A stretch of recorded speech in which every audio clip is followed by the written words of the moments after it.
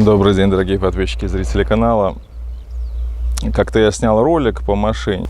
Что произошло, как, вообще какие ситуации, то есть у кого такая машина, двигатель, какие расходники менялись. И на удивление, я не думал, что он будет интересен, но оказывается, людям интересна машина, что произошло по ней. Не конкретно моя, а вообще из Макса. Какие расходники менял. Ускорял звук я, потому что думал, что чтобы ужать это все, чтобы не было нудным разговор, ужать все это в минимальное время. По итогу многие не могли смотреть ролик, потому что слишком быстрый голос. Решил я переснять, потому что есть еще что добавить. И вскользь расскажу предыдущее, но уже с нормальным голосом. Машина приобреталась в Литве, в Вильнюсе. Ехал я изначально за S-Pace 4. Смотрел Автоплиз, по-моему, на сайте. S-Pace что-то мне зашли, вообще очень нравилось. S-Pace 4, Grand S-Pace. Ехал я за ним, 150 лошадок. Приехали. А еще смотрел, отслеживал по Автоплизу. Были машины, а пока доехал, смотрю, что уже ничего нет. Походили действительно. Пока там побегали, интересно был момент, что вот площадки эти торговые и машины, салоны, вот как один, все усаженные. Там такое чувство, что там проволоку возили. Чистенькие, но усаженные, там ободрано, там ободрано, там ободрано, но очень в таком состоянии плачевном. В основном, который я смотрел для себя. Я еще 5008 смотрел, C4 Grand Picasso, Citroën, Peugeot 5008. В итоге все это не нравилось, категорически. Хотелось большую машину, у меня семья многодетная, 3 детей. В общем, хотел я что-то, я хотел S-Pace 4. Не было S-Pace'ов. И, кстати, пришли мы как-то на площадку, зашли. Дали мне даже ручку в подарок. Еще, да, салоны усаженные, чистенькие, двигателя вымытые, как будто только что поставили. Заводские прям стоят, 0 пробега. Категорически мне не нравилось, что двигатель чистый. То есть ты ничего не видишь по нему, что с ним там происходило, есть ли какие-то подтеки или что. Зашли на автосалон. В общем, вот оно название. Car, видно, нет? Car Outlet. Car Outlet. К нему туда зашли. И, о чудо, салон тоже чистый, но в прекрасном состоянии. Двигатель открываем, тут прям все как есть. Пробег 145 тысяч было на момент покупки. Двигатель, видно, что просто как ездил, так и ни разу не отмывали его, не очищали. Все сразу видно, все прекрасно, класс. Влезли в чудовищные долги. Там 2 года на подсосе жили. Очень было. Я в жизни второй раз не свяжусь. Но сильно машина понравилась. Просто запала в сердце все. И дизайн ее на тот момент, и все тут. Также я исключительно искал 2-литровую машину. Ни 1.6, ни никакие там, только 2-литровый дизель. Кстати, по двигателю, открыв двигатель, капот, я смотрю, что двигатель очень похожий. А у меня до этого 406 был, DV10 ATET. Я смотрю, что двигатель-то в принципе тот же самый, с модификациями какими-то. То есть, оказывается, в Форде стоит французский двигатель. Все пригнали, все отлично, все, машина изумительна. По белорусским дорогам, конечно, она поухаживалась, но куда деваться. Из глобального. Самое дорогое здесь это то, что мне с чем столкнуться, кроме расходников, замена этих, ступичных подшипников. Они в сборе идут. Покупал изначально, загудел один. Купил я, ошиблись мы, в общем, не я ошибся, а продавец, а куда уже там, ладно, бог с ним. Привез мне подшипник, все становится, поставили, деваем колесо, а болты не деются, гайки в смысле. вот эти гайки свободно деются. Оказывается, мне прислали подшипник, он все то же самое от Мегана. Здесь шпильки М14, а в Мегане М12. Ну, купили новые гайки, поставили, но я долго с этим подшипником не отходил, наверное, около года, и опять загудел. Все же нагрузка другая, расчет другой. Думаю, вижу, какая-то есть фирма Финокс, белорусская, типа немецкая. Спросил, вроде ничего, коробка красивая, гарантии, там все то же самое, в общем, все красивое там. Ну, поставили, ну, с Финоксом я отходил месяцев 7, вообще там 7-8 месяцев просто максимум. После этого я уже не заморачивался, купили дорогой фаг, фаговский там рублей по 300, поставили фаг, и вот с тех пор я уже забыл про подшипники. Ну и так поэтапно я по итогу 3 подшипника заменил. Сзади, спереди, 2 спереди, 1 сзади. Вот это вот такие вот дорогие темы. Так, что еще? Сцепление до сих пор живое, тьфу-тьфу-тьфу. Уже 300, у меня 350 тысяч, ну почти там без 1000. 350 тысяч пробежала машина, пробег оригинальный. Я еще заказывал Carfax, или как это называется, с аукциона фотографии, когда она выставлялась на продажу. Все там как бы так и осталось. Один раз подушку двигателя заменил, там что-то вразумительные деньги. Что-то я пропустил мысль. Тяги стабилизатора, до этого ставил Асметалл обычные, очень быстро убивались. Потом появились какие-то усиленные Асметалл, турецкие усиленные.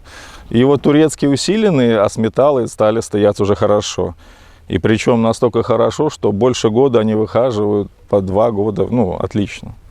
А до этого как бы раз в год. А вот, допустим, с 406, если сравнить с Пыжиком, каждые полгода ты будешь менять эти все тяги стабилизатора, блин, все там, развальные тяги там. Такая очень нежная подвеска. Вот 406, он мягче, но прям подвеску там без конца. Каждые полгода все будешь менять. Задние сайлентблоки поменял. Не помню количество их, ну, поменял, потому что как-то начали постукиваться. В итоге там надо было 2 рычага снимать. И в итоге все и заменили. Купил тоже хороший, то я уже просто подзабыл. Я это в первом видео рассказывал, возможно там все это подробнее. Здесь уже память подводит. Просто глобальные моменты рассказываю. Также машина шла с 115 лошадей. Мне это категорически не устраивало по той причине, думаю, здесь 2 распредвала, в 406-1. Каким образом, почему и те же в 406 110, здесь 115? Что 2 распредвала дают только 5 лошадей в прибыли? Изучал тему, это изучал, там, ну, думал чип-тюнинг, очень не нравилась эта идея. Потом как-то, не помню, на форуме на каком-то натолкнулся, что оказывается, в общем, по итогу, эта машина, копия, идет и 163 лошади. Каким образом? А в угоду каким-то европейским нормам с этим экологическим, в Бельгии, это бельгийка, или Нидерланды, ну, неважно, или это одно и то же, в принципе, это одно и то же. Она шла 115 лошадей, а везде в остальные темы, в остальные страны 163. В Минске на Боровой М позвонил, у них все, да, приезжайте. Мне зашили сюда не чип-тюнинг, а заводскую прошивку от Форда сюда установили, и у меня машина ожила. 163 лошади, и вот тогда я почувствовал. Именно 160... Не копай! Один, перестань. 163 лошади – это совершенно другая тема. Вот это вот действительно, это та мощность, которая нужна этой машине. 115 все же очень мне не нравилось. И второй момент по расходу. У меня был расход по городу, я сумел сэкономить 6,3, на трассе там что-то 5,9, наверное, я уже не помню, это в первом видео подробнее рассказывал. После перепрошивки, когда машина стала 163 лошади иметь, расход сейчас у меня упал по городу зимой зимой 6,2, наверное, летом 5,3. По трассе там вообще что-то смешное, там около 5. Ну, расход упал, добро упал, чуть ли не на литр упал. Расход после установки нормальной прошивки. Уже чип-тюнингом я уже решил даже и не приближаться. Куда? И так все отлично. Хватает вот так. И там чип-тюнинг добавил максимум 20 лошадей, а это все же нагружать не хотелось. Также пришлось мне было здесь есть системы прожига, это Евро-5, были системы прожига Йолис, есть там сейчас, по-моему, жижа какая-то есть, Блю что-то там, не помню. И здесь с соляркой прожигала, стояла форсунка, и периодически она запускала прожиг, с помощью солярки разогревалась, фаб-фильтр разогревался, сгорала сажа. Крайне неудачная, как по мне, система, в том плане, что прожиг включается постоянно, когда ты, к примеру, ледяная машина, ты только сел за машину, а у нее там датчик сработал, она уже начинает колбасить. Двигатель еще не прогрет, она уже его нагружает, там, давай, прожигайся. Приедешь домой, только собираешься вылазить, то еще машину не заглушил, прожиг включился, а прожиг надо закончить. И ты сидишь там 3, 4, 5 или сколько, я не помню, 7 минут, и ждешь, пока это даешь чуть-чуть газа, чтобы прожиг улучшить. Потому что прожиг вообще в идеале надо на трассе делать, и ждешь, пока она прожгет себя.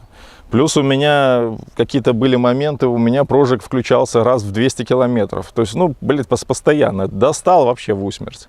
Поехали мы в Минск, и тут по месту я не рискнул к нашим отдавать. Поехал в Минск в фирму, заглушили мне ЕГР и удалили фаб-фильтр. Лямбда-зонды отключили там. Все сделали Евро-2 машину. Замечательно. Да, появился запах. Запах появился автобуса. Пришлось даже для этого чуть-чуть, я шлифмашинкой трубу подрезал, потому что выхлопная труба у дизеля это вниз обращена. Я ее немножко назад ее подвел. Сейчас покажу.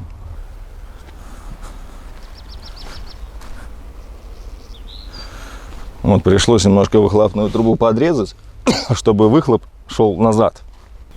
Потому что именно когда она снизу, получается, часть выхлопа могло попадать в салон, в вентиляционную систему. После подрезки все нормально стало. Катализатор ФАП я не выбрасывал, в смысле не продавал, я оставил. В случае чего, если понадобится, я в любое время могу назад все установить, закинуть старую прошивку и все на это. Пока в этом смысла не вижу. Уже отъездил 4 года, и все прекрасно. Естественно, время никого не щадит. Начал уже пескоструить вот эти части. Песок летит с-под колес, снимает краску. Также пошли пороги уже, надо перекрашивать. В общем-то, это все мелочи, это все решаемо. В прошлом видео я рассказывал про стекло. Ни удара не было, ничего. Пошли трещины по стеклу. С одной и со второй стороны. Сами произвольно. Оказывается, это все из-за большого остекления, и здесь установлен подогрев стекла. Мне так сказали, по крайней мере. Хотел я Пилкингтон поставить, ждал. По итогу не дождался я Пилкингтона. Ввели санкции. Пришлось ставить обычное китайское стекло. И есть момент по стеклу, когда у меня стояло атермальное стекло, буквочки А стоят внизу. Оно отражает солнечный свет, уменьшает температуру в салоне. Оно считается более светопроницаемым. Датчик света работал на этом стекле, это стекло обычное. С подсветкой, в смысле с подогревом, кстати, китайцы тут, оно работает, подогрев все работает, но китайцы не везде протянули эти нити. Китайцы есть китайцы. Датчик света стал работать иначе. То есть стекло атермально считается более светопроницаемым, и датчик правильно реагировал. Вовремя фары включал, здесь датчик Ну, как датчик света, да, то есть и датчик дождя. Фары, я вот автоматикой этой пользуюсь и ни разу сам фары не включаю. Первый год я еще попытался, там, по привычке на 406, а потом уже перестал. Все, автоматика включает, как темно, включилось, утро выключилось. Там по Москве ехал, в туннель въезжаешь, сразу фары включаются. Очень удобно. То сейчас свет стал включаться раньше, а выключаться позже. Неправильно работает, чуть-чуть неправильно работает датчик, и теперь на улице еще светло, а у меня уже свет включился. Ну, если яркое солнце, то он нормально работает. Ну, вот такой вот минус китайского, даже не китайского, а именно обычного стекла, как оно, зеленка считается. Было у меня 2 ДТП по машине. Первое в Крыму в 2016 году. Алкаш въехал мне в правое заднее крыло. Вызвал я ГАИ. Ну, алкаш убежал, я пока там... Ну, пьяный алкаш, в смысле, там вообще на каблуке, там, блядь, полкаблука осталось возле машины. В ГАИ вызвал, ГАИ 4 часа ждал. Дождался ГАИ эти, ну, естественно, что все, что они мне там оформили, да, но единственное, что их интересовало, российских этих гаевых, но крымских, когда вы уедете. Вот и все. А когда вы уезжаете? 2 недели проходит, я за несколько дней до отъезда заезжаю к ним в опорник. А говорит, я еще даже не занимался вашим делом. Ну, действительно, а зачем тебе заниматься, когда я скоро уеду? Замечательно, крымским гаевым привет. Из Щелкина. Ну, рядом со Щелкиным, по-моему, что-то Ленинск, по-моему. Ну, как-то вот со Щелкиным есть, со Щелкино городом есть какой-то что-то с Лениным связанный городок. Там был этот опорник. Бездарь абсолютно. Вот. Второе ДТП, попробую скриншоты вставить, потом в жопу въехал, тоже я сейчас покажу. На Хонде в жопу въехал паренек,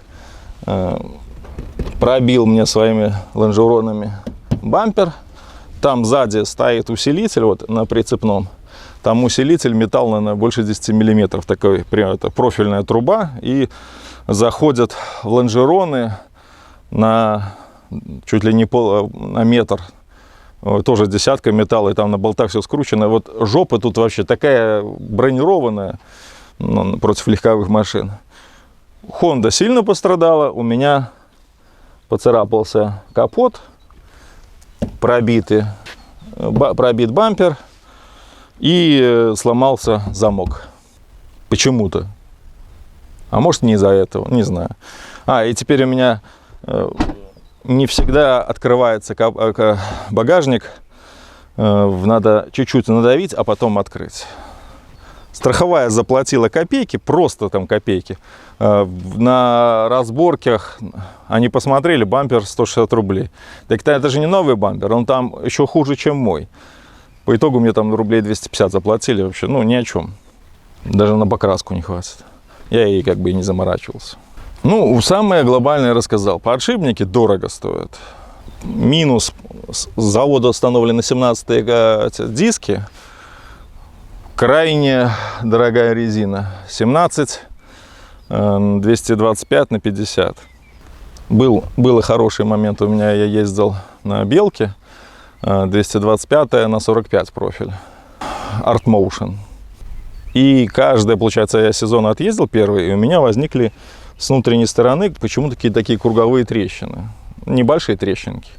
Я все 4 колеса отвожу, где покупал, в магазин. Они отправляют на рекламацию. Через 2 месяца мне звонят 4 новых колеса. Я ставлю на сезон, на лето опять. У Белки год гарантии. Сезон отъезжаю. Опять появляются трещины. Я опять отдаю на рекламацию. Ну, в общем, по итогу я, наверное, года 3 все время на новой резине ездил. Ну, вообще, ну, классно. Мне это очень понравилось. Потом они, типа, по итогу 3 раза они мне заменили. На 4-й мы там снимаем с производства что-то такое. И вернули мне деньги. Не все, конечно, не по стоимости шин. Там, типа, с каким-то там моментом. Но по итогу в деньги мне вернули. Ну, а так меня вообще очень устраивало ездить. Но 45-й профиль очень низкопрофильный, тут 50-й, и это плохо.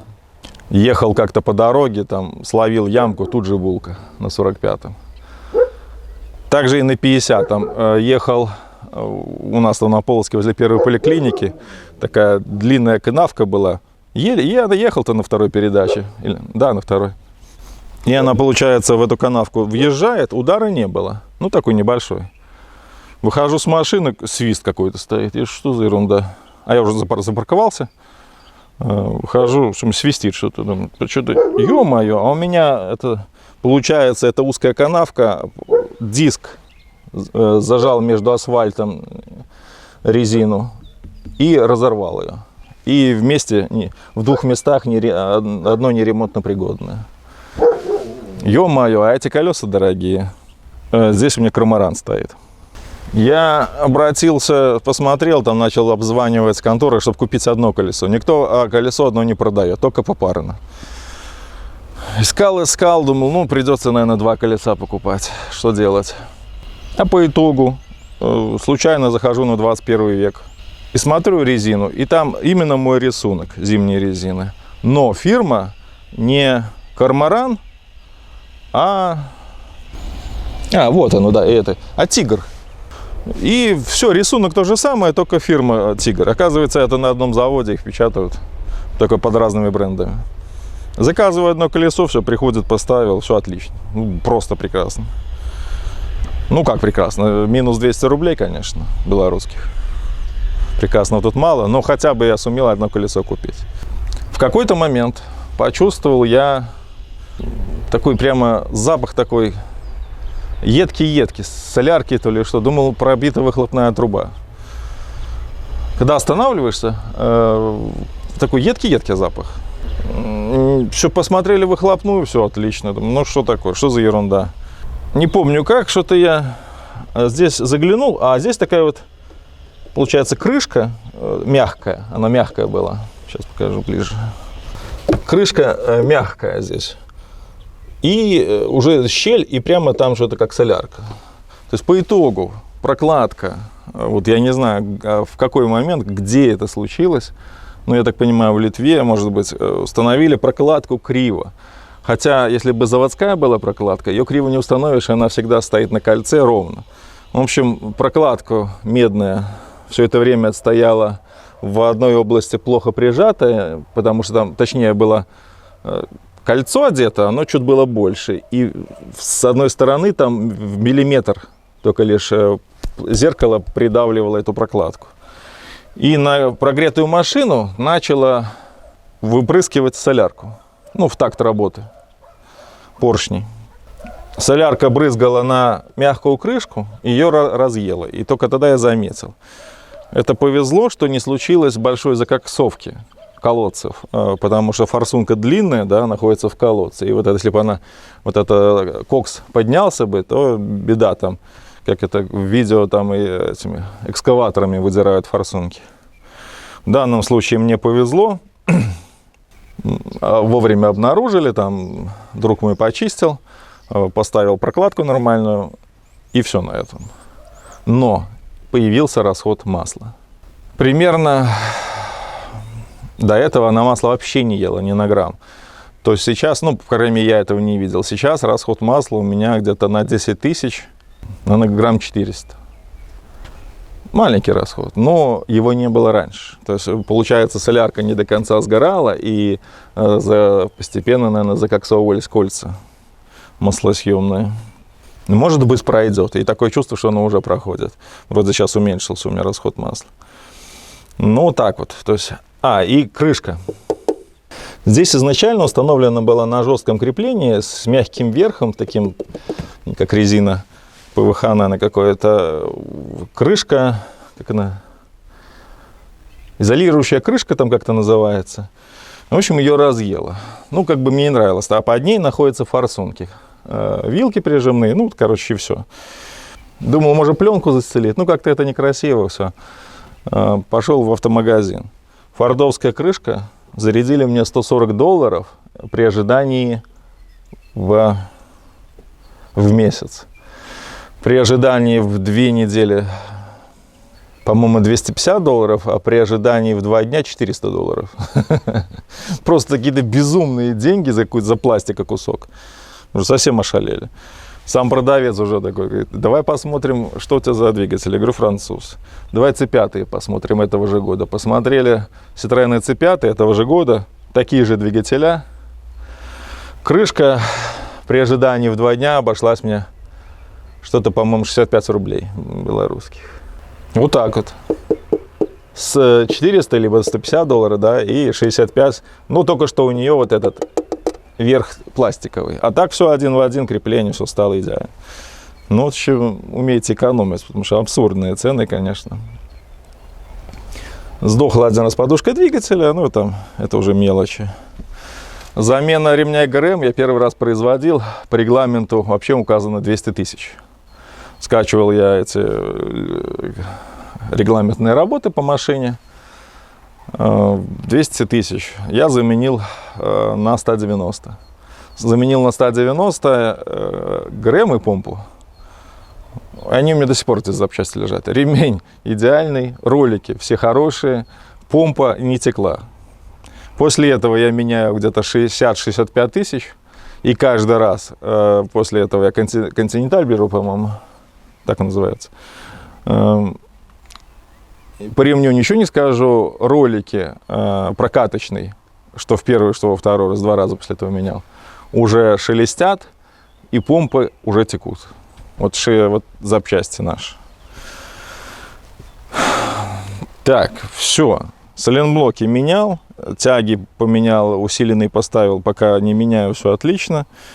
Подшипники 3 штуки заменил дорого, дорогие, но лучше поставить фак и забыть, потому что вот уже с последней замены я езжу, наверное... Так, я купил машину в 2015 году, сейчас, получается, ей 8 лет она у меня находится, вообще машина с 2011 года, март 2011 года, то есть машине уже 12 лет. У меня на 8, то есть где-то я через 2 года. И вот я уже 5 лет езжу на фаговских подшипниках, все прекрасно, а один еще старый. Так, стекло сказал. По салону, вот самый большой плюс, вот я сейчас покажу. Я изначально машину искал, у меня 3 детей, как я уже говорил, чтобы детей 3 мальца, и вечно у них там конфликты какие-то с 3 отдельными сиденьями. Это было, наверное, одно из самых главных правил, чтобы были 3 отдельных сиденья. Сиденья очень отдельные. Кстати, еще даже ролик как-то видел.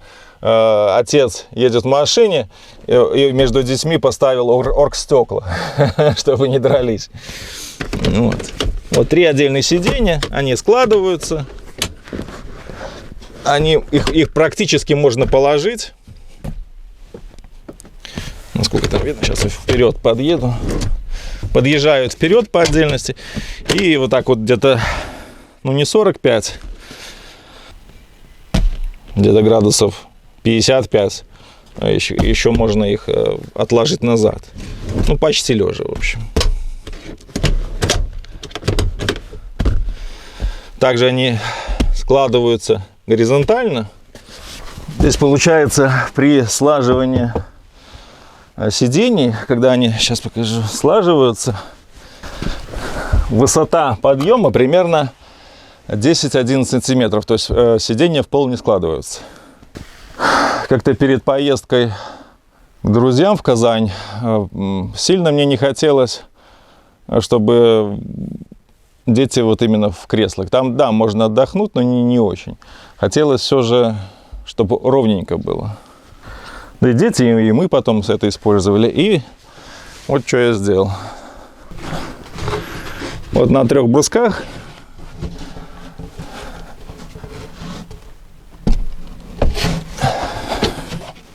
чистенько.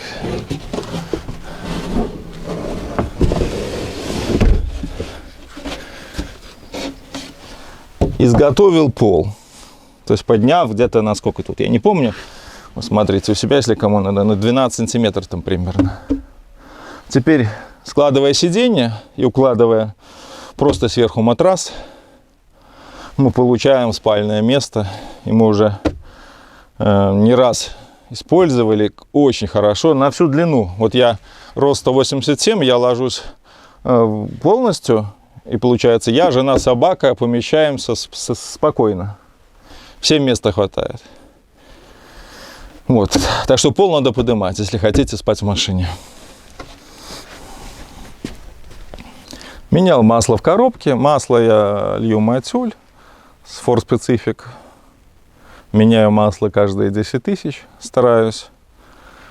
Ну, бывает, там отъезжу 12. Ну, фильтра раз в год меняю. Топливный фильтр первый раз заменил на 200 тысяч.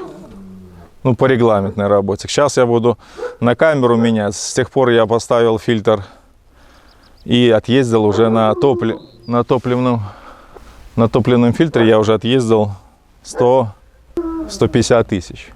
Хоть и говорят, там каждый меняет 30 тысяч, но я не знаю. У меня фильтр огромный. Ну, большой, по крайней мере. Есть ли смысл менять фильтр каждые 30 тысяч, как полоумный? Ну, я не знаю. Я как бы... Сейчас вот я сниму фильтр, покажу, в каком он состоянии. У меня топливная система Delphi. Она в свое время зарекомендовала себя капризно на сцениках. На 1.5 сценник, по-моему, там она черти что творила. Здесь вот я на этой топливной системе Delphi, форсунки я не знаю какие, они или электромагнитные, или пьезоэлектрические, я не могу сказать. Здесь встроенный вольтметр, у меня уже верещит система о том, что встроенный вольтметр постоянно верещит о том, что у меня разряжен аккумулятор. Это началось уже 3 года назад. То есть чуть-чуть вольтаж упал ниже нормы, все, он уже говорит о том, что у вас разряжена аккумуляторная батарея. Я уже на этом забил, уже езжу с этим сообщением каждый раз при пуске 3 года. 3 года я езжу на этом аккумуляторе, точнее на аккумуляторе я езжу. Первый аккумулятор сдох сразу у меня, буквально по приезду. Прошло время, и там за 2 недели он, нет, даже за неделю. Даже сообщение не появилось, такой чек, хуже стал заводиться и перестал заводиться. После этого вот я в 2015 году купил аккумулятор, сейчас уже на нем 8 лет езжу. Последние 3 года у меня выходит эта ошибка по низкому уровню заряда аккумуляторной батареи. И ничего, нормально ездим. Кидаться там, меняться не вижу смысла сразу же. Так, давайте я буду менять... В этом еще видео добавлю. Буду менять эти диски на 16. Купил в 21 веке в рассрочку диски российские. Диски РСТ, по-моему, как-то они так называются. На 16. И их еще даже не примерял. Брал по каталогу, по размерам. Возможно, они даже еще и не подойдут ко мне. Будет вообще интересно. На них сразу поставил летнюю белку. Как бы я не вижу другого смысла ездить на семейном автомобиле на какой-то дорогой резине. Белка прекрасно ходит, и ничего плохого не могу сказать. Тем более с гарантией, так вообще замечательно. Поставил по калькулятору шин. Здесь мне надо было ставить 60-е.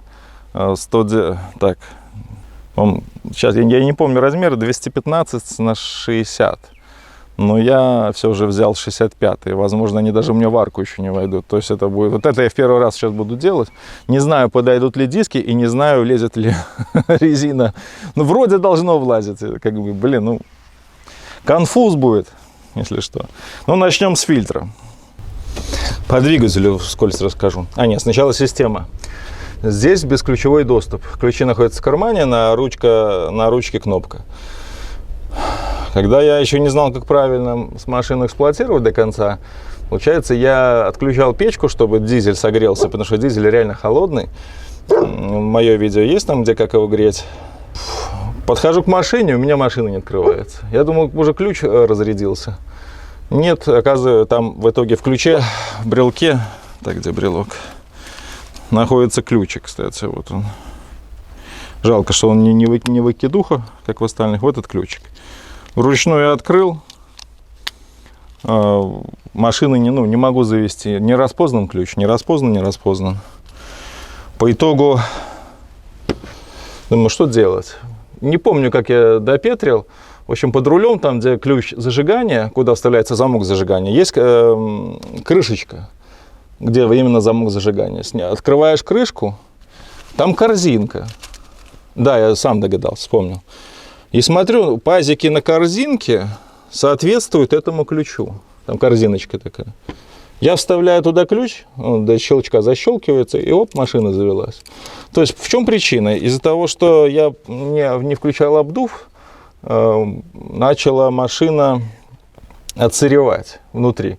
И замкнула вот эту вот систему бесключевого доступа.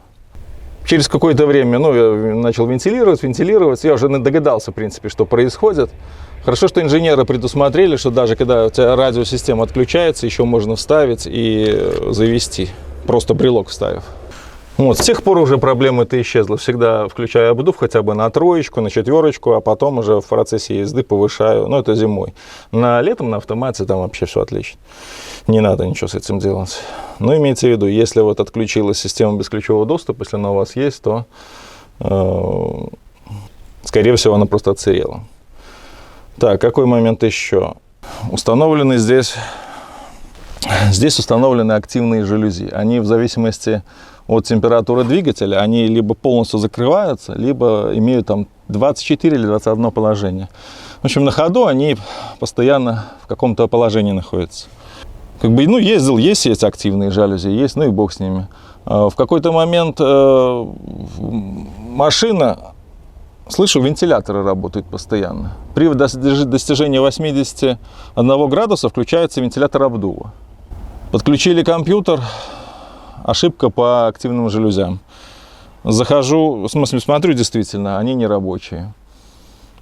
Я там, всю голову сломал. Целый год отъездил с рабочим вентилятором. Уже, наверное, двигатель сдох. Двигатель в прошлом видео там есть. Такой маленький двигатель стоит посередине. Заказал этот двигатель. Новый $150. В итоге там купил за, не помню, за 100 рублей, что-то такое, или за $50. Поставил этот двигатель, и ничего. И ни хрена не работает.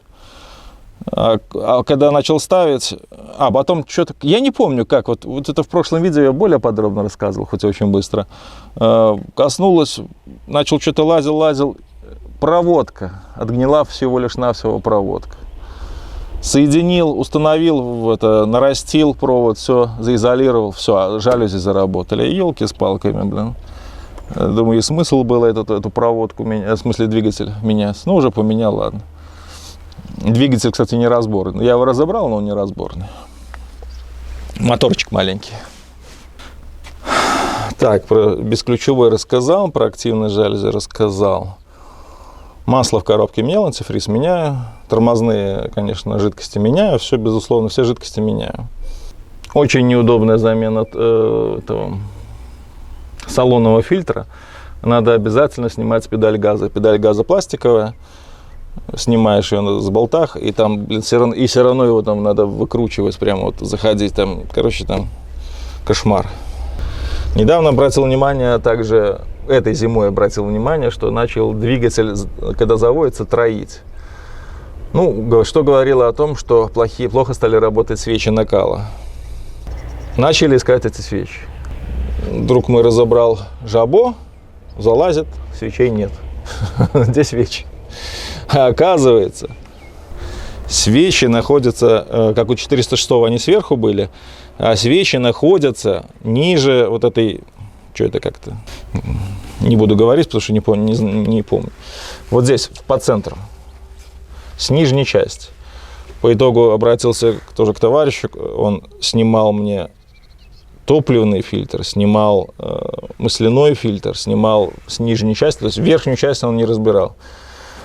Все снизу разбирал. Есть ролик, кстати, замены свечей накала на Ford Kuga.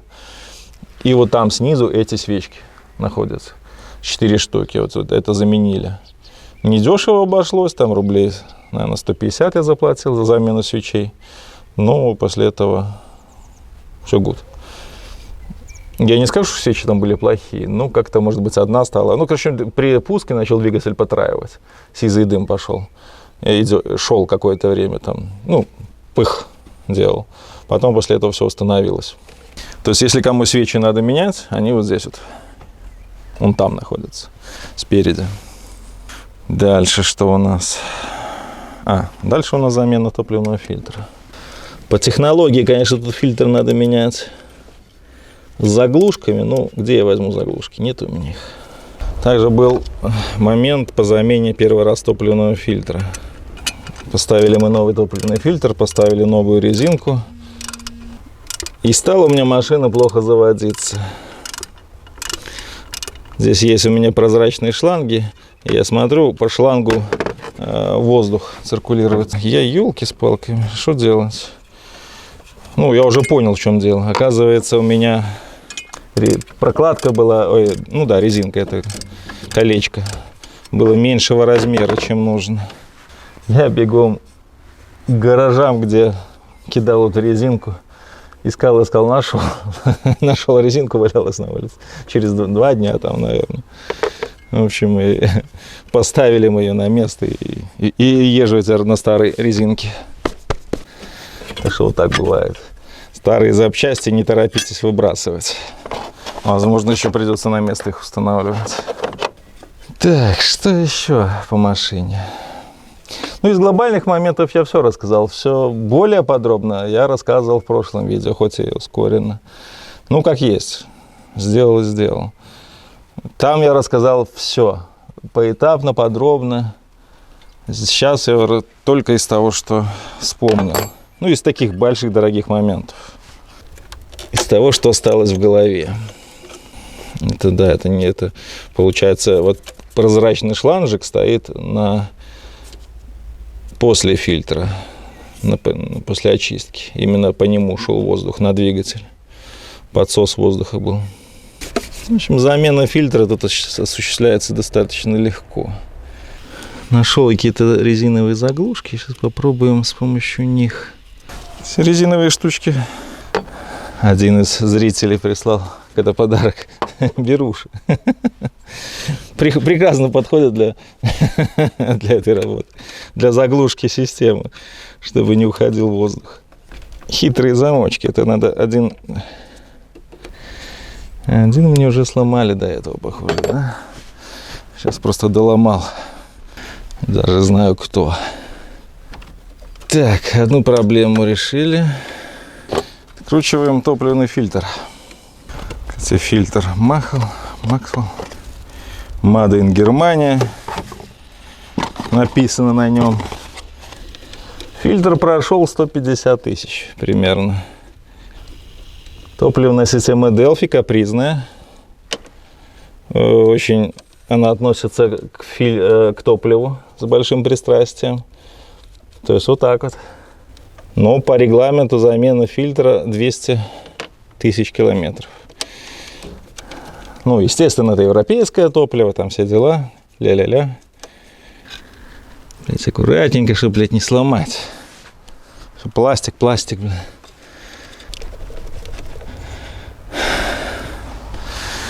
Хоть и страшно, а, блядь, не лезет совершенно.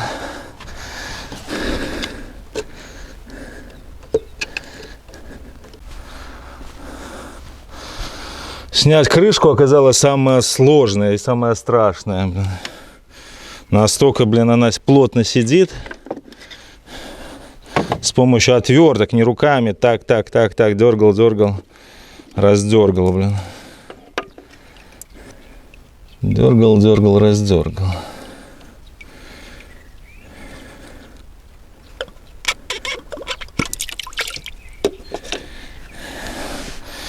Ну вот наш Парфлюкс.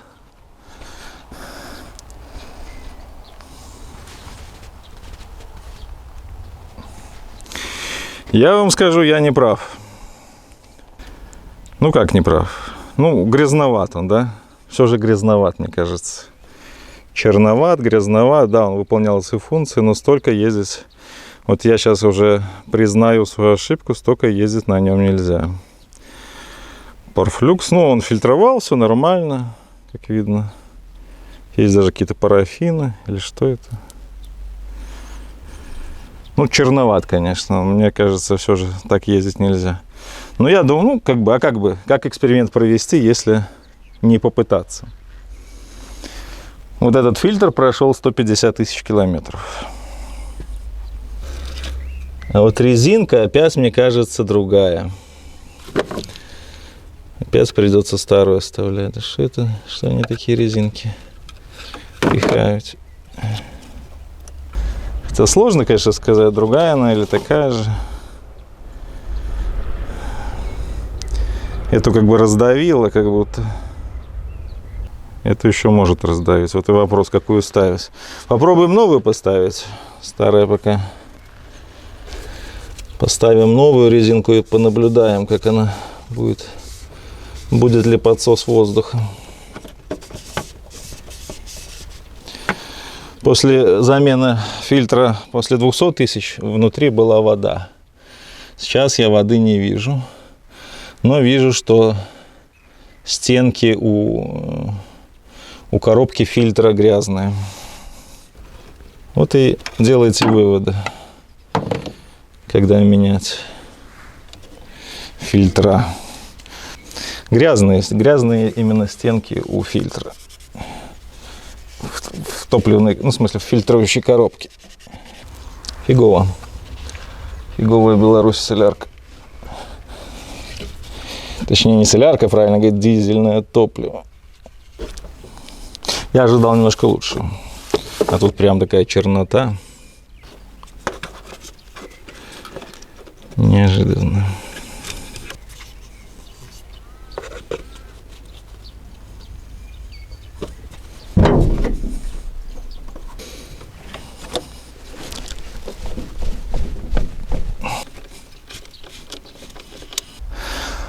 Ну, вот так вот. Топливный фильтр заменили. Сейчас сделаем пробный пуск.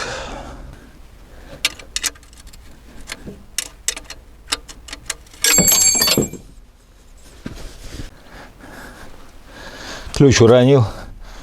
А с помощью этой что улегся на защиту. Не видно, не слышно. Я сейчас второй раз уроню. Магнитик — замечательная вещь. Еще раз спасибо за беруши. Очень пригодились. Так бы вся, здесь нету подкачивающего насоса в баке, так бы вся солярка ушла бы, по трубкам разошлась.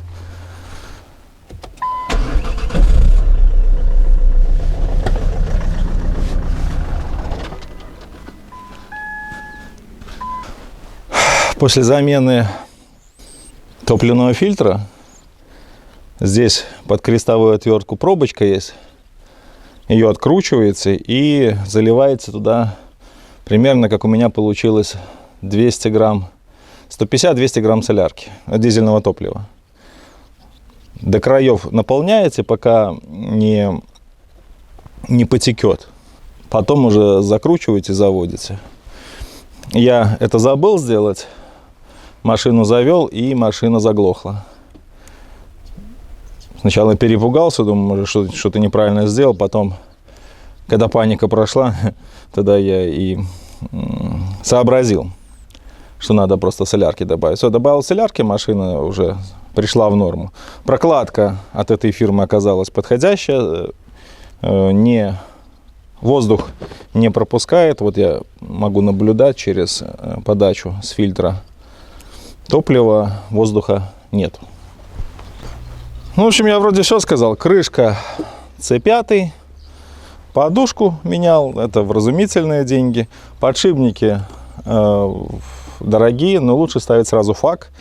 И обязательно смотрите, чтобы шпилька была М14. М12 не подходит и крайне мало выхаживает. Финокс белорусский быстро износился. У них есть гарантия, но гарантия только в установке специализированного сервисного центра. Ну, короче, не вариант. Что еще было? По-моему, задние стойки менял, пружины родные. Задние сайлентблоки перебрал один раз всего за 8 лет, и как бы все так и езжу. Повторяюсь. По Активным жалюзям также есть в предыдущем ролике пояснение, это маленький моторчик, а в итоге оказалась всего лишь проводка. В итоге зря покупал. Ну, лампочки меняются, как бы это все нормально. Бесключевой доступ объяснил, что надо все равно, чтобы продувка была, чтобы не было окисления. Но если, как я говорил, если у вас бесключевой доступ перестал работать, под рулем, где крышка замка, снимаете крышечку, там корзинка, вставляете туда брелок, машина после этого заводится. Так я поездил пару дней, машина восстановилась, просохла и все нормально стало. По двигателю проблем нету, по фильтру, признаю, был неправ. Фильтр, я думал, когда я машину привез с Литвы, я еще проездил 50 тысяч, но вот такого я не видел. Такого черного фильтра там не было. Мы достали, да, он коричневатый был, он такой, но не такой вот прям черный. Вот, пожалуйста, фильтр прошел 150 тысяч только на белорусском топливе. Ну, как бы качество, сами видите. Я не скажу, что надо менять фильтр. Я все равно не согласен, что фильтр надо менять каждые 20 тысяч. Ну, это как бы... Я вот в следующий раз заменю фильтр на 60 тысячах. При замене ГРМ буду менять топливный фильтр, заодно и посмотрим. Вот сохранится данный фильтр. На видео, конечно, не в жизни, а на видео. Цвет его чернявенький. Фильтр Parflux. И вот в Parflux резинка оказалась не соответствующего размера. Этот фильтр, ну как бы Knecht считается, да, Knecht KX331D. Вот, на этом буду в фильтре ездить 60 тысяч. Через 60 тысяч посмотрю. При замене ГРМ, как раз я поменял ГРМ недавно с помпой вместе, и заменю туда и фильтр. Этот отправляется в мусорку. Я по ГРМу не помню, надо посмотреть. Я уже прервался. Прошло вот сейчас 5 дней. Дальше доснимаю ролик. ГРМ менял первый раз на 198 тысячах. Запчасти заводские. Помпа не текла, подшипники все были в норме. Ремень также хорош. Те, которые запчасти у нас продают, вот 65 тысяч проехал, уже 2 раза менял, и оба раза уже прокаточный ролик шелестит, помпы подтекают. Вот имейте в виду, что 60 тысяч это потолок и сразу менять. Ну там, ну до 70, ну это прям предел. Все, больше нельзя, иначе беды не оберетесь. Если порвется ремень, если заклинит ролик, сгорит ремень, опять же порвется. Ну, в общем, понимаете. Был момент, как-то отключились у меня дневные ходовые огни светодиодные. Думал, сгорел светодиод. Там все лазил, смотрел. Все не мог причину. И задний габарит отключился. Сначала думал, что светодиод сгорел. Потом обратил внимание, что и сзади не горит. Вот в итоге оказалось, в задней двери гофра идет, и в гофре провод переломался. Обратился к электрику, ну, точнее, позвонил электрику, сколько стоит там, как-то за одну пайку там запросил он, по-моему, 7 рублей белорусских за одну. Их получалось. А там надо было весь жгут менять, потому что и остальные провода были в плохом состоянии. По итогу плюнул, за 3 часа сам все заменил, купил соответствующее сечение волосяные провода, протянул и с двух сторон запаял, то есть там 5 проводов заменил, по-моему. Такая вот проблемка была. Когда мне был в Крыму, пьяница ехал мне в крыло заднее, не сильно помял, но тем не менее. Отдавал на покраску, на рихтовку покраску, там не сильные работы были. Электрики мне, когда вправляли крыло, передавили подсветку лампочку подсветки багажника. Сгорел предохранитель. Я машину забираю, назад еду, хотел дворник, по-моему, стеклоподъемник открыть. Не работает. Короче, у меня вся правая сторона отключилась. По итогу просто всего лишь сгорел предохранитель, когда они замкнули проводку. То есть на одном предохранителе оказался стеклоподъемник висящий, еще что-то. Я даже Даже, по-моему, бесключевой доступ как-то с правой стороны мне перестал работать. Я смутно помню, возможно, в первом ролике об этом более подробно рассказывал. Так, стекло заменил. На старом стекле уже не работали, большая часть не работала обогрева лобового стекла. Китайское стекло поставили, все волосики работают, но не все волосы, не весь обогрев установлен там. То есть в стекле есть пропуски, там просто нету волосков. Ну, китайцы. В остальном машина замечательная, двигатель замечательный, все работает так, как нужно. Менять не собираюсь, даже буду, пока асфальт не увижу под ногами, до тех пор буду кататься. Так, сейчас последний момент, это установка колес. По колесам. Здесь 225 R17 225 на 50. 50-ка сильно низкая и очень реагирует. Да, там типа управляемость, но это все ерунда. По нашим дорогам тут надо тракторные колеса одевать. Заказал по правилам, по замене, надо было ставить 215 на 60 R16. Но я купил 215 R16 215 на 65. Многовато, конечно, но надеюсь, что войдет. Сейчас будем устанавливать. Также была замена полностью всей тормозной системы, дисков и колодок. Ну, колодки, понятно, что меняются, и диски пришлось поменять, потому что начал замечать, что при торможении у меня в руль начало бить. Притормаживаешь, и руль такой, то есть уже диски кривые были, кривоваты. Поехал к токарю, думал проточить их, замерили толщину, уже износ повышенный был. Я не помню допуски, но допуск на передних уже был сильный, тоньше, чем установлено заводом-производителем. Уже износ был больше, потому пришлось поменять, ну и задний заодно заменил, потому что и на задних был износ. Решил все сразу сделать.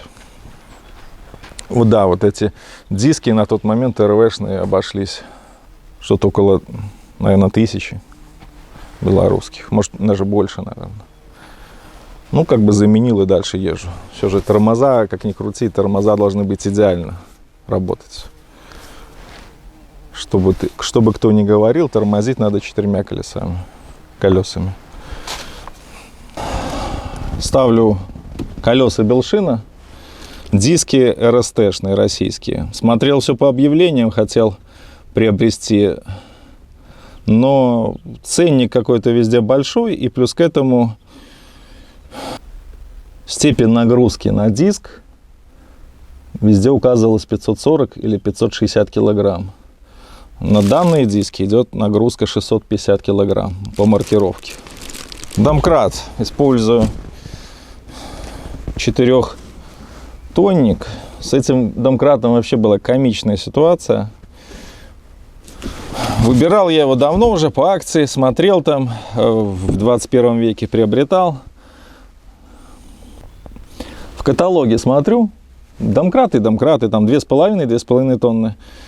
В общем, я не глядя покупаю, думаю, зачем мне... и хотелось домкрат обязательно с подхватом. То есть здесь три подхвата есть по высоте. Считаю, что домкрат с подхватом самый лучший. То есть не надо подкладывать ничего под него.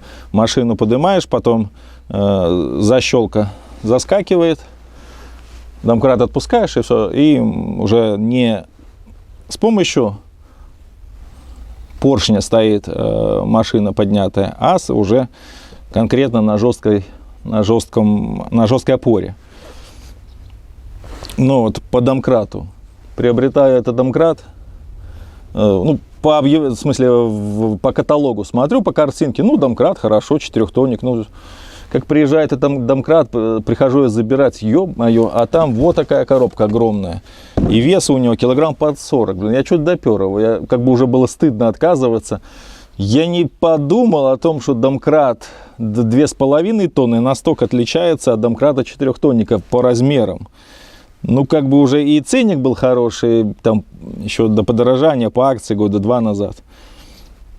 Уже как бы неудобно было отказываться. Ну, в общем, здоровая херня, блин, ну, зато 4 тонны и подхват. Уже пришлось покупить болты 3 штучки. Здесь на болтах, точнее нет, это гайки.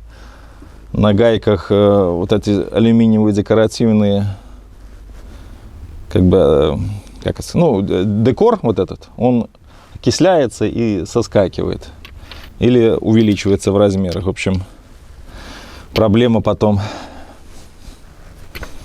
одеть ключ на него. 21 ключ, может 22.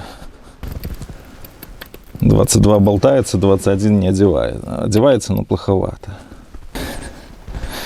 То ли 21, то ли 22, вот непонятно.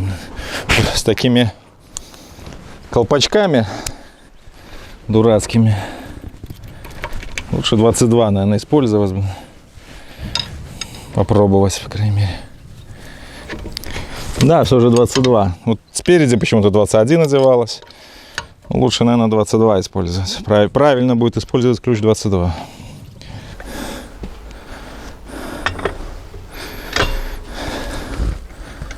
Короче, мне этого домкрата хватит, блин, на всю мою жизнь. Еще детям останется.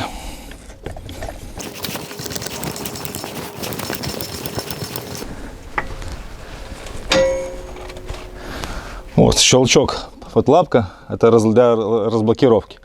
Прозвучал щелчок, значит, в первый паз уже заскочил. Там такой палец, наверное, 18-й сечением. Вот теперь отпускаем домкрат. Немножко быстровато, ну ладно. Все, домкрат зафиксирован, монолит. Чтобы разблокировать, надо опять поднять, нажать лапку и отпустить, и опускать вниз. Сейчас он находится в этом положении, крайне надежно. Можно без проблем осуществлять работы, не боясь. Домкрат с подхватом — это очень хорошее изобретение. Вот будет интересно, если у меня колеса не подойдут по диаметрам, точнее по болтовой разноске. Это будет неприятно. Но момент истины. Подойдет, не подойдет. Это, блин, купил по каталогу.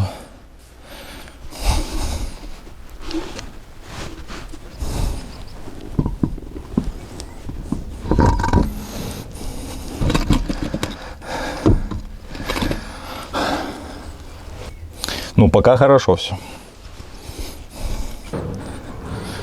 По разболтовке все идеально. Все как по каталогу.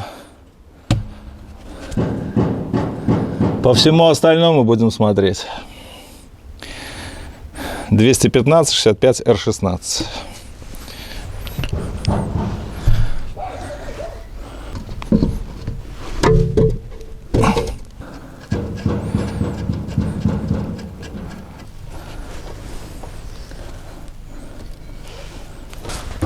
Фу, осталось только обжать.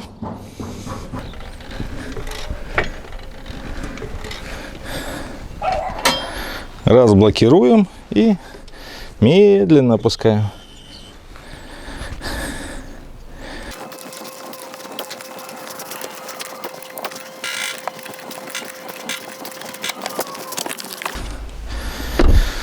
Ну и самый последний, но не менее важный элемент — колпачки. Декоративные колпачки.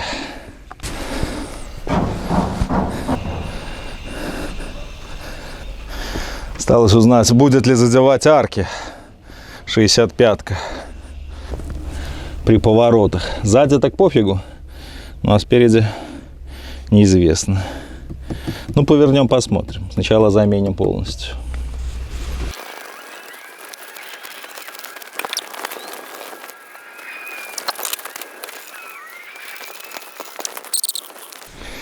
Вода попадает под алюминиевую жестянку и соскакивает все это. Добро окисляется.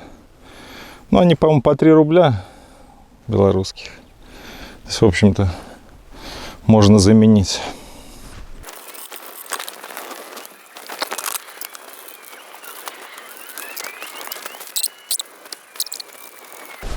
То есть, вот изначально вот на новые отдается свободно 21 ключ. Вот 21 это их размер. Но по прошествии времени под обойму залазит вода, все там внутри окисляется, мусор как-то, я не знаю, что там попадает, и они превращаются в 22. 21 надо молотком одевать, 22 хорошо одевается. Но вот я сейчас именно новые взял, 21. Все, стал, вот просто вот налегке залазит. Вот 3 новых я гайки, так называемых гайки поставил. 21. А вот где постарше уже гайки, 21 уже не одеть, молотком одевай. Такие пироги. Так что, как бы они, да, они симпатичные, но не без проблем.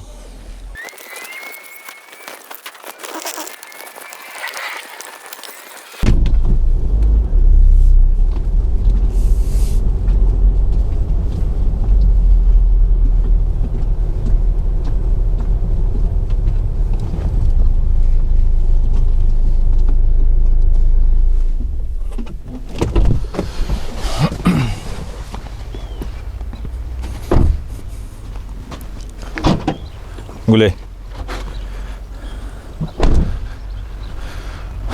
Ну что ж, Один, хватит брехать. Я рад, блин, я реально рад, что я поменялся такие, ушел с 17 на 16. И доезжу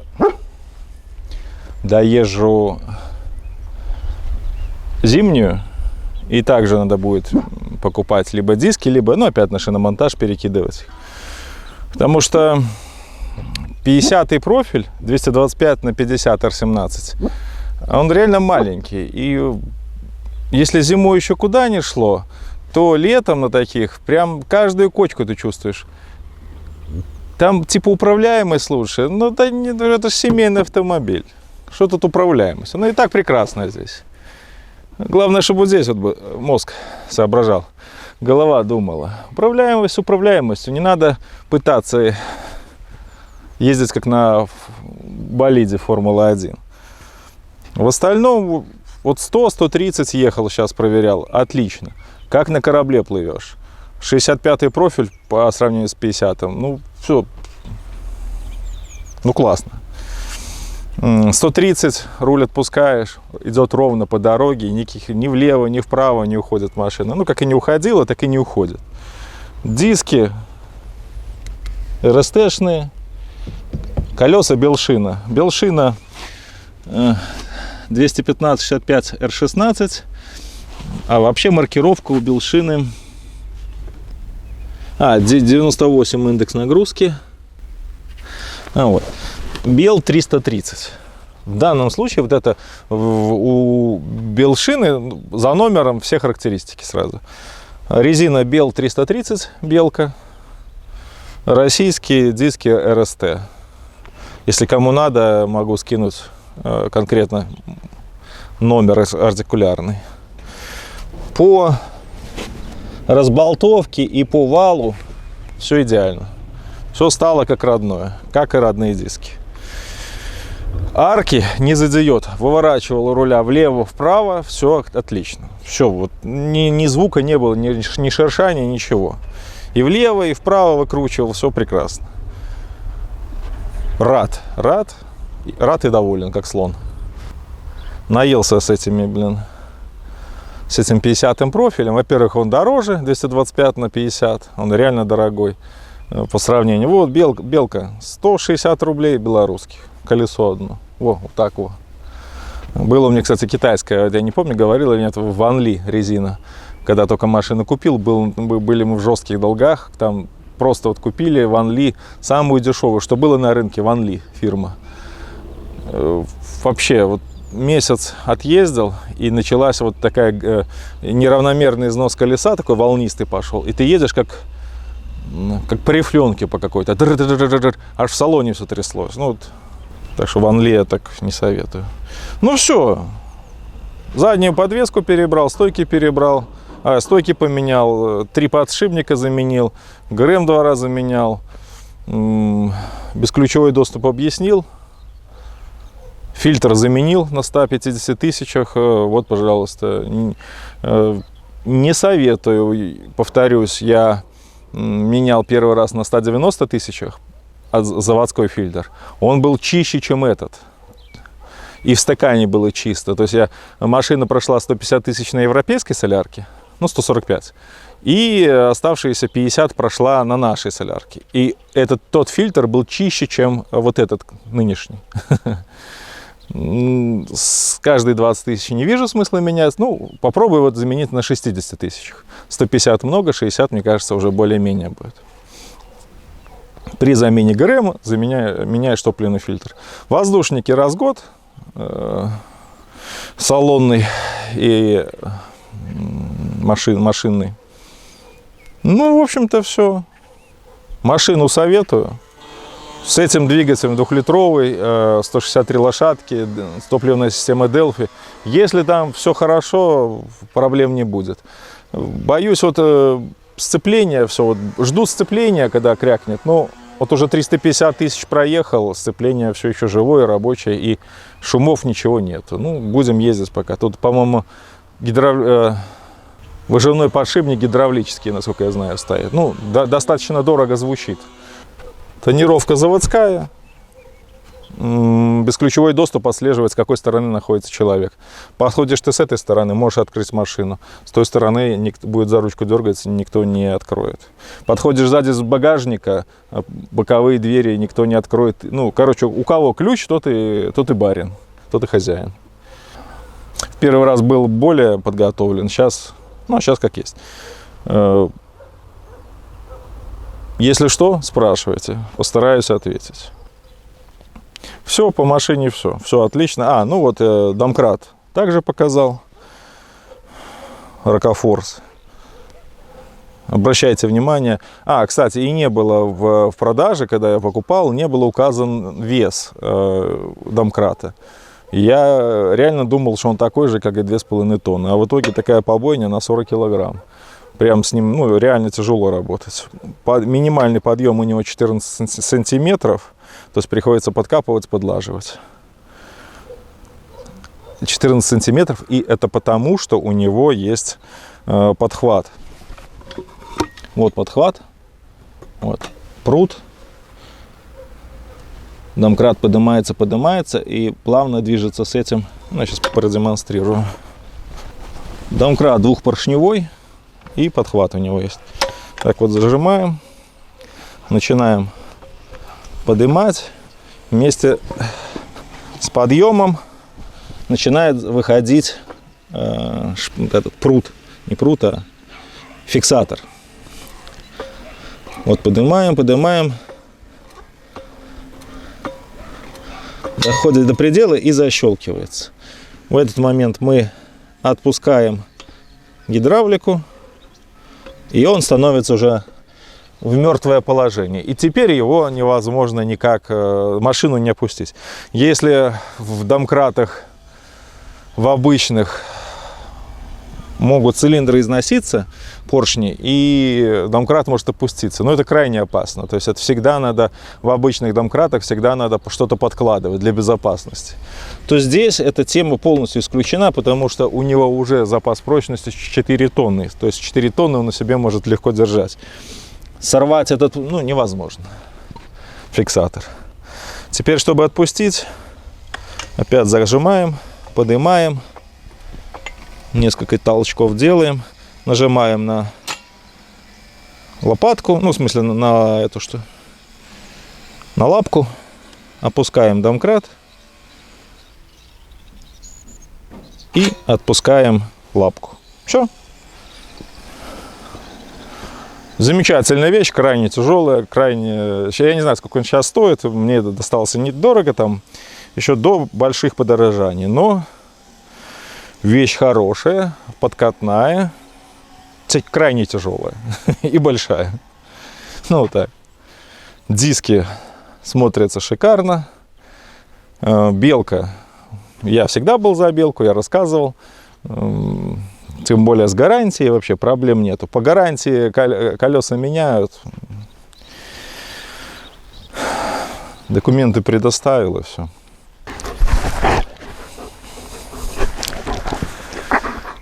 Так, ну и по скриптам.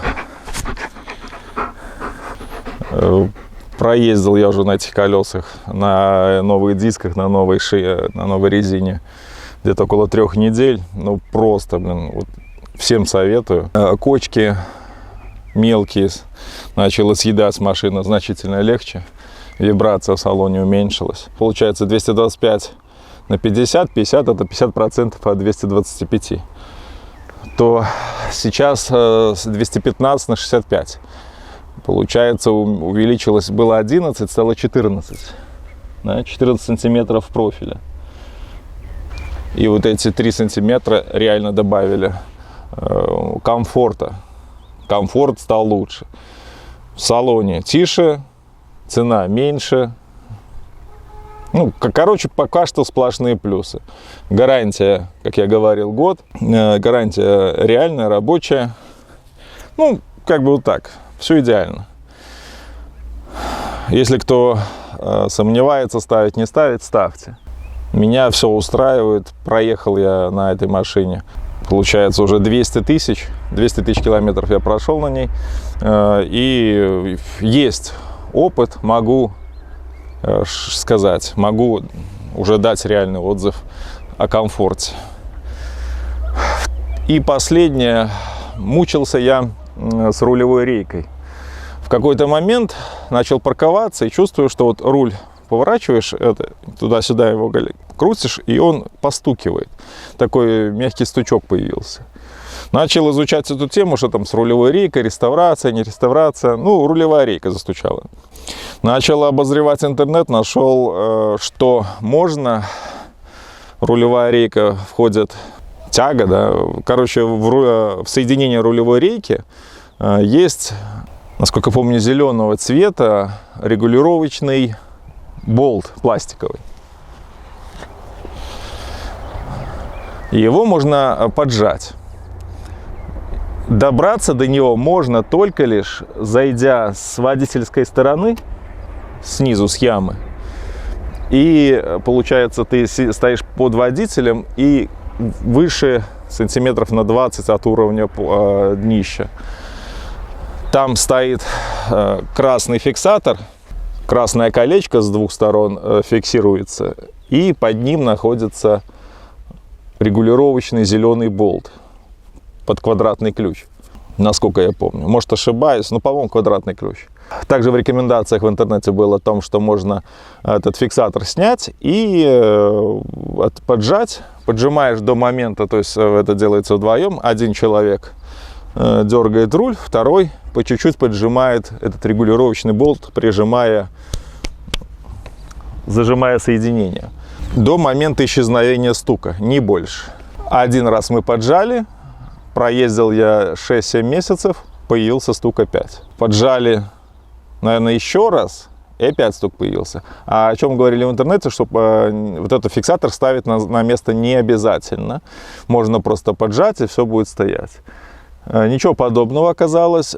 Болт расслабляется от вибрации, от поездки. Болт начинает потихоньку откручиваться. И его обязательно нужно фиксировать, как оказалось. Вот этот фиксатор пластиковый красный, я его оставил. В последний раз опять к хлопцу приехал, опять мы его поджали, наклеили на суперклей обратно фиксатор, на свое место поставили. И уже после этого, уже 4 года, наверное, я езжу, стуков нет. То есть болт имеет свойство пластиковый откручиваться, и надо фиксировать его после этого опять фиксатором. Вот, это по рулевой рейке. И вот никакая не реконструкция, ничего не нужно, не оказалось. Ну, в общем, все. По машине на этом все. Все, что вспомнил, все рассказал. Задавайте вопросы.